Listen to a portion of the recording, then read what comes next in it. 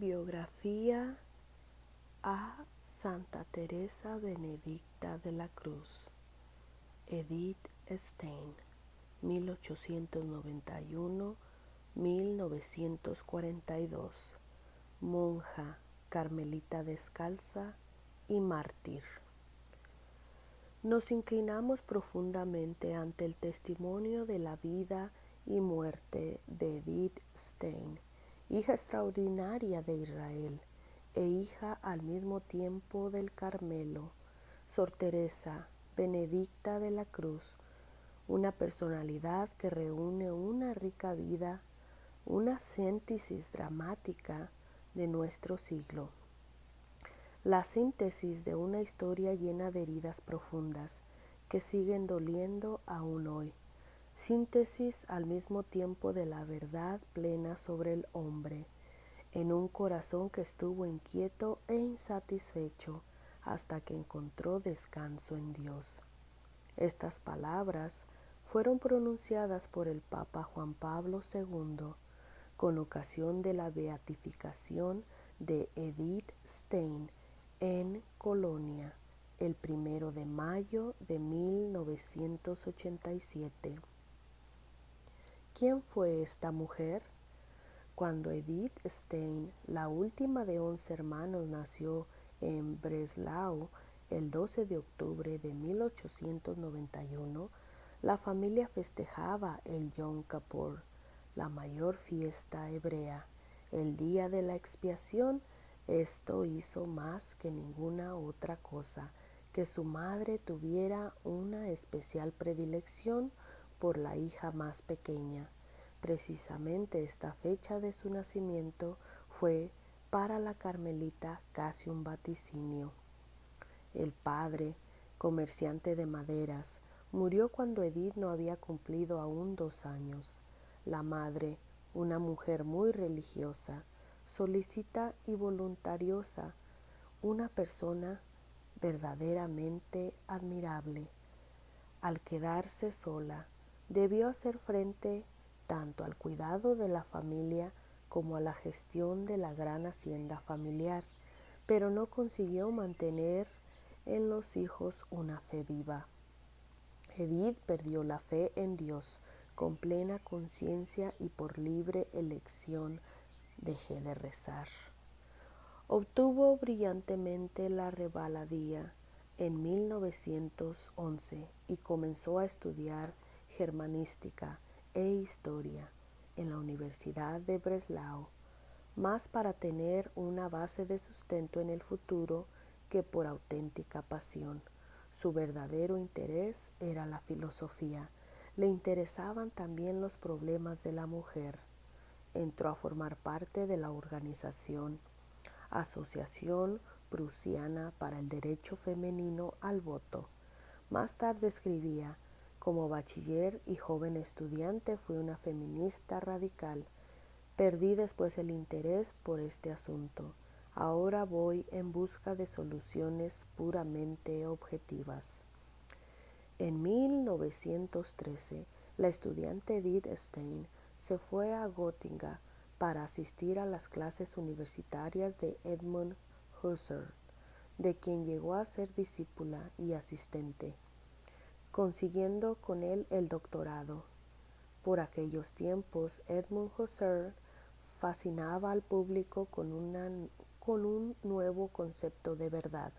El mundo percibió no solamente existía de forma kantiana como percepción objetiva. Sus discípulos entendían su filosofía como un viaje hacia lo concreto, retorno al objetivismo. Sin que él lo pretendiera, la fenomenología condujo a no pocos discípulos y discípulas suyos a la fe cristiana. En Göttingen, Edith Stein se encontró también con el filósofo Max Scheler, y este encuentro atrajo su atención sobre el catolicismo, pero todo esto no lo hizo olvidar el estudio con el que debía ganarse el pan en el futuro y en 1915 superó con la máxima calificación el examen de estado. No obstante, no comenzó el periodo de formación profesional. Al estallar la Primera Guerra Mundial escribía: "Ahora ya no tengo una vida propia". Siguió un curso de enfermería y prestó servicios en el Hospital Militar Austriaco. Fueron tiempos difíciles para ella. Atendía a los ingresados en la sección de enfermos de tifus y prestaba servicio en el quirófano, viendo morir a hombres en la flor de su juventud. Al cerrar el hospital militar en 1916, siguió a Husserl, a Friburgo y a Brisgovia, donde obtuvo el doctorado summa cum laude con una tesis sobre el problema de la empatía. Para aquel tiempo le ocurrió un hecho importante. Observó cómo una aldeana entraba en la catedral de Frankfurt con la cesta de la compra, quedándose un rato para rezar. Esto fue para mí algo completamente nuevo. En las sinagogas y en las iglesias protestantes que he frecuentado, los creyentes acuden a las funciones. Aquí, sin embargo, una persona entró en la iglesia desierta, como si fuera a conversar en la intimidad. No he podido olvidar lo ocurrido. En las últimas páginas de su tesis de doctorado escribió: "Ha habido personas que, tras un cambio imprevisto de su personalidad, han creído encontrar la misericordia divina". ¿Cómo llegó a esta afirmación? Edith Stein tenía gran amistad con el asistente de Husserl en Göttingen, Adolf Reinach, y su esposa. Adolf Reinach muere en Flandes en noviembre de 1917. Edith va a Göttingen. Los Reinach se habían convertido al Evangelio. Edith tenía cierta renuencia ante el encuentro con la joven viuda. Con gran sorpresa encontró una creyente. Este ha sido mi primer encuentro con la cruz y con la fuerza divina que transmite sus portadores. Fue el momento en que se desmoronó mi irreligiosidad y brilló Cristo. Más tarde escribiría: "Lo que no estaba en mis planes estaba en los planes de Dios". Arraiga en mí la convicción profunda de que he visto del lado de Dios. No existe la casualidad. Toda mi vida, hasta los más mínimos detalles, está ya trazada en los planes de la providencia divina y ante los ojos absolutamente clarividentes de Dios. Presenta una coherencia perfectamente ensamblada.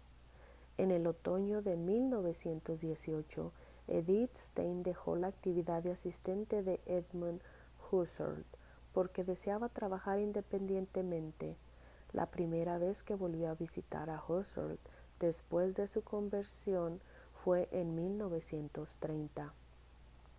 Tuvo con él una discusión sobre la nueva fe, de la que le hubiera gustado que participara también él. Tras ello escribió una frase sorprendente: "Después de cada encuentro que me hace sentir la imposibilidad de influenciar directamente, se agudiza en mí el impulso hacia mi propio holocausto". Edith Stein deseaba obtener la habilitación para la libre docencia, algo que, por aquel entonces, era inalcanzable para una mujer.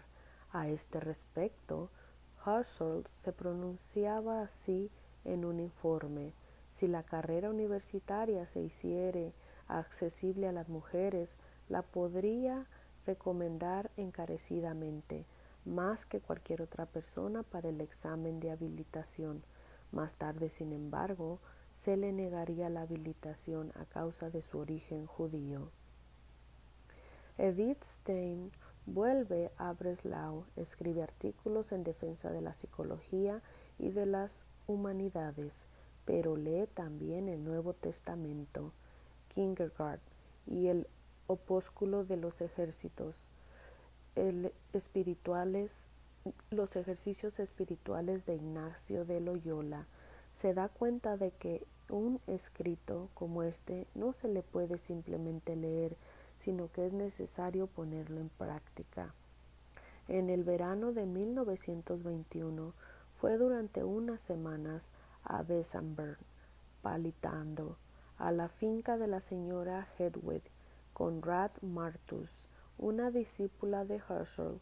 Esta señora, junto con su esposo, se había convertido al Evangelio. Una tarde Edith encontró en la biblioteca la autobiografía de Teresa de Ávila. La leyó durante toda la noche. Cuando cerró el libro, me dije, esta es la verdad. Considerando retrospectivamente su vida, escribía más tarde, mi anhelo por la verdad era ya una oración. En enero de 1922, Edith Stein se bautizó. Era el día de la circuncisión de Jesús. La acogida de Jesús es la estirpe de Abraham. Estaba erguida ante la fuente bautismal, vestida con el blanco manto nupcial de Hedwig Conrad Martus, que hizo de madrina. Había dejado de practicar mi religión hebrea y me sentía nuevamente hebrea solamente tras mi retorno a Dios.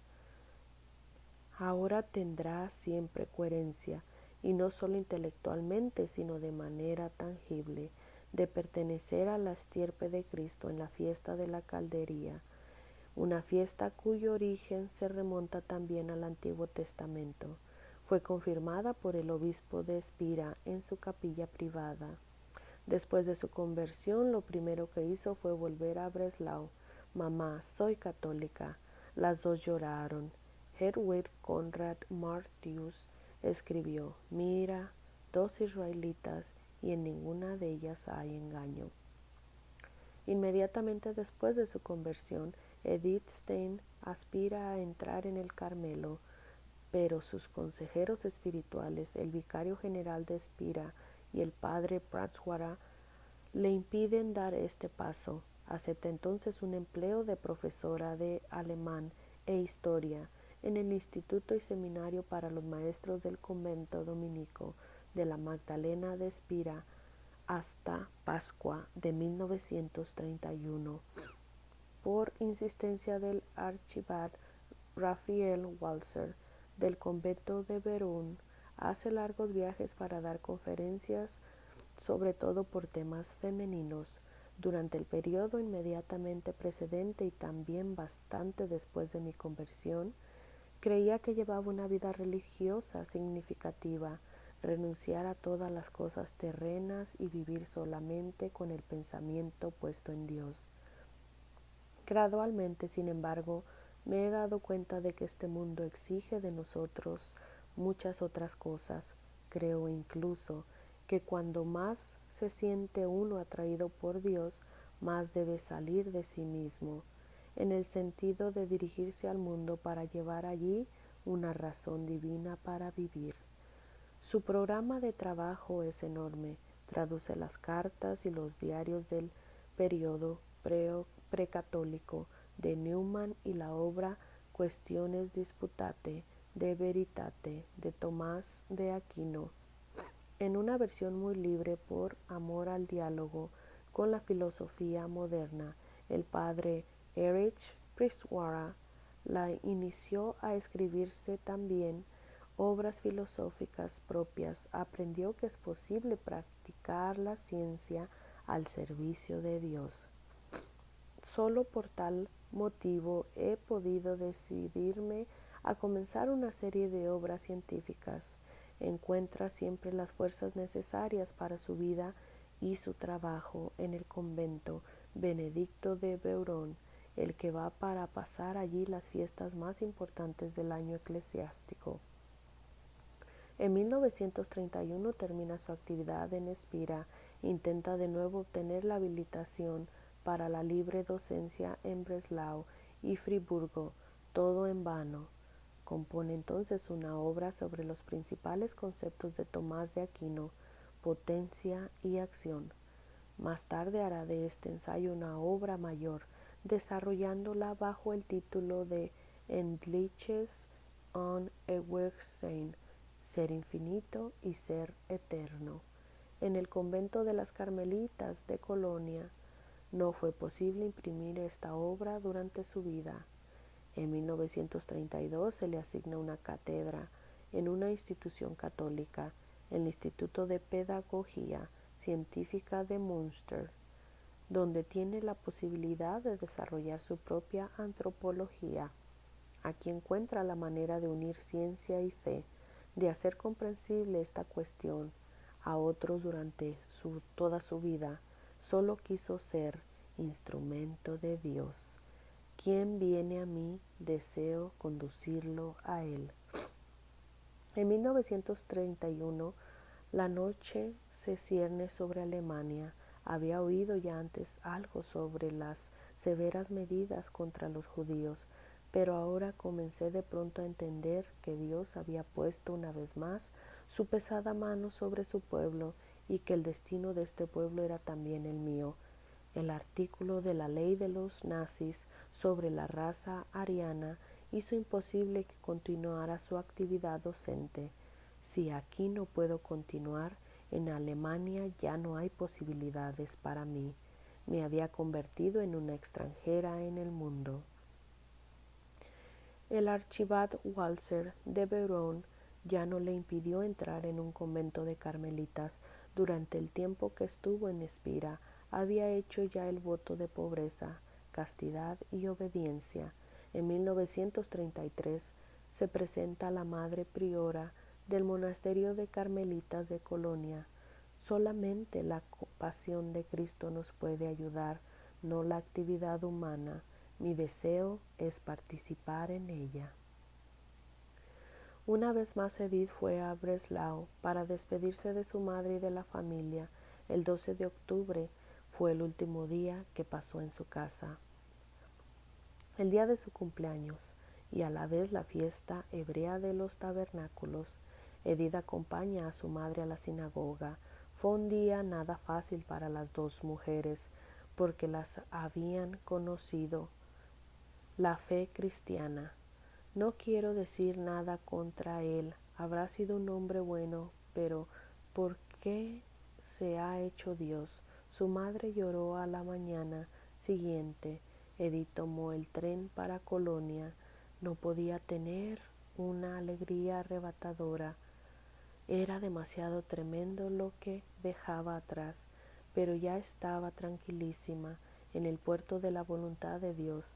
Cada semana escribía después una carta a su madre. No recibirá respuesta. Su hermana Rosa le mandará noticias de casa. El 14 de octubre Edith Stein entra en el monasterio de las Carmelitas de Colonia. En 1934, el 14 de abril, tuvo lugar la ceremonia de toma de hábito. El archibald de Beuron celebró la misa. Desde aquel momento Edith Stein llevará el nombre de Sor Teresa Benedicta de la Cruz. Escribe en 1938, bajo la cruz entendí el destino del pueblo de Dios, que entonces comenzaba a anunciarse. Pensaba que entendiste que se trataba de la cruz de Cristo, que debía aceptarle en nombre de todos los demás.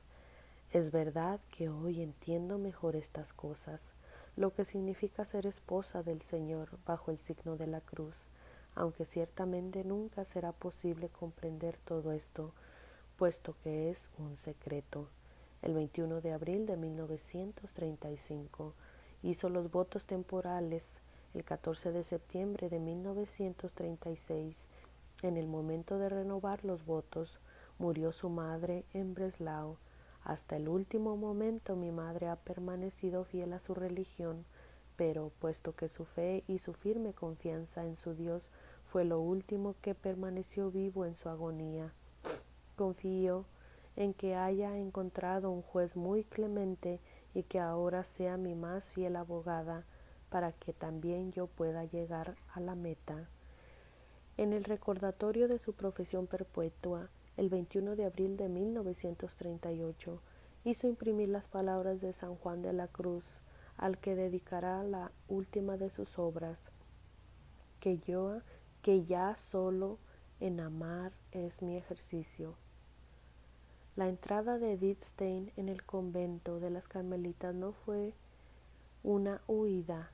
Quien entra en el Carmelo no se pierde para los suyos, sino que le tiene aún más cercano, y esto porque nuestra profesión es la de dar cuenta a todos a Dios. Dios cuenta a Dios sobre todo de su pueblo. Pienso continuamente en la reina Esther, que fue sacada de su pueblo para dar cuenta ante el rey. Yo soy una pequeña y débil Esther, pero el rey que me ha elegido es infinitamente grande y misericordioso.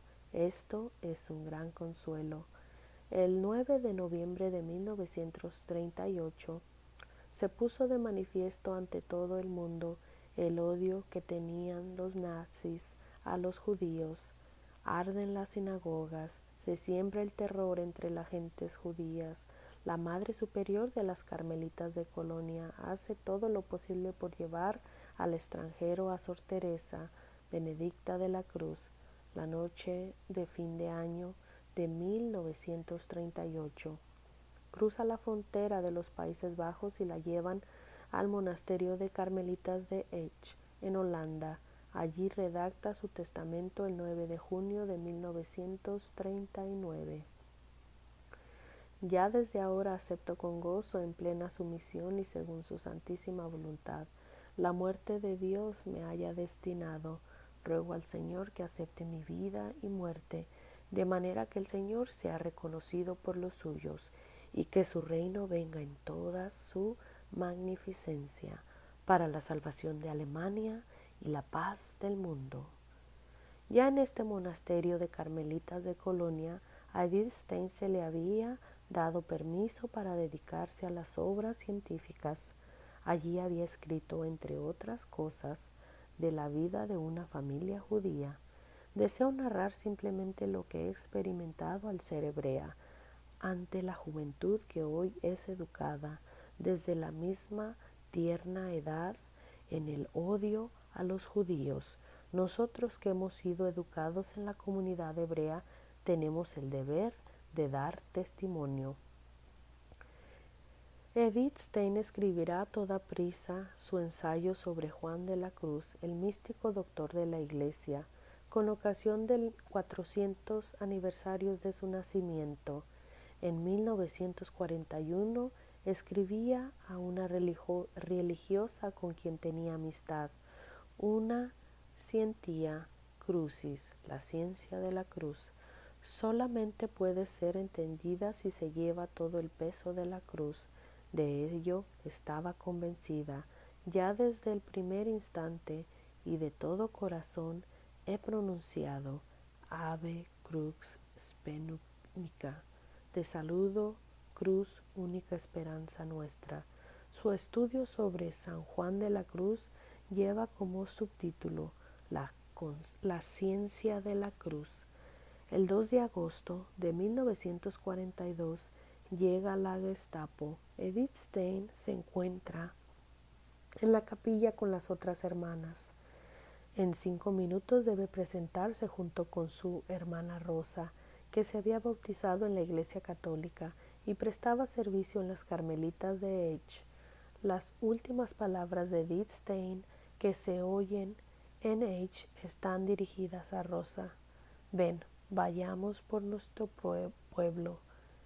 Junto con otros judíos convertidos al cristianismo, las dos mujeres son llevadas al campo de concentración de Westport.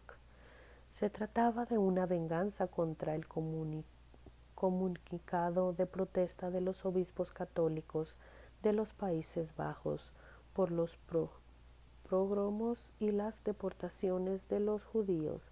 Jamás habían pensado que los seres humanos podrían llegar a ser así, y tampoco podían pensar que mis hermanas y hermanos deberían de sufrir así. Cada hora rezó por ellos. ¿Oirá Dios mi oración? En todo caso, oye ciertamente sus lamentos. El profesor Jan Nota, cercano a ella, escribirá más tarde: para mí, ella es un mundo de negación de Dios, un testigo de la presencia de Dios. Al amanecer el 7 de agosto sale una expedición de 987 judíos hacia Auschwitz. El 9 de agosto, Sor Teresa Benedicta de la Cruz, junto con su hermana Rosa y muchos otros de su pueblo, murió en las cámaras de gas de Auschwitz.